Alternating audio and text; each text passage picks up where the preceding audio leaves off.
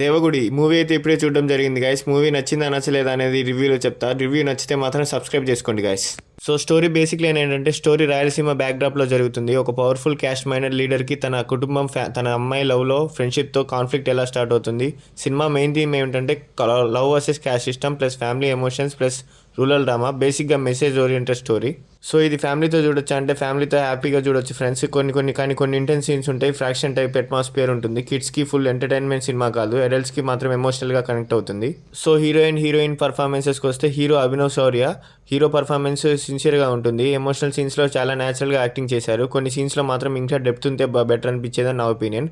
So heroine Ansuri performance మాత్రం బాగుంది. Expressions నేచురల్గా బాగా ప్రజెంట్ చేశారు. స్క్రీన్ ప్రెజెన్స్ మాత్రం చాలా బాగుంది. సో ఈ సినిమాకి టెక్నికల్ ఆస్పెక్ట్స్ వస్తే డైరెక్షన్ విషయంలో Bellam Ramakrishna Reddy director messages convey చేయడానికి ట్రై చేశారు. ఇంటెన్షన్ మంచిదే కానీ స్క్రీన్ ప్లే కొంచెం ప్రెడిక్టబుల్గా ఉంటుంది.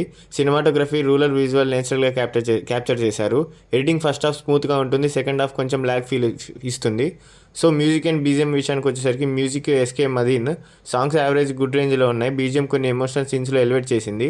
ఒక 2 సాంగ్స్ మాత్రం స్టాండ్ అవుట్ అసలు బాగాలేవు ఫ్రెండ్స్. సో ఈ సినిమాకి ప్లస్ పాయింట్స్ ఏంటంటే ఎమోషనల్ కోర్ స్ట్రాంగ్గా ఉంటుంది. ఇది message oriented movie. Social message క్లియర్గా కనిపిస్తున్నట్టు నా opinion. So Raghu Kunche performance అయితే చాలా బాగుంది ఫ్రెండ్స్.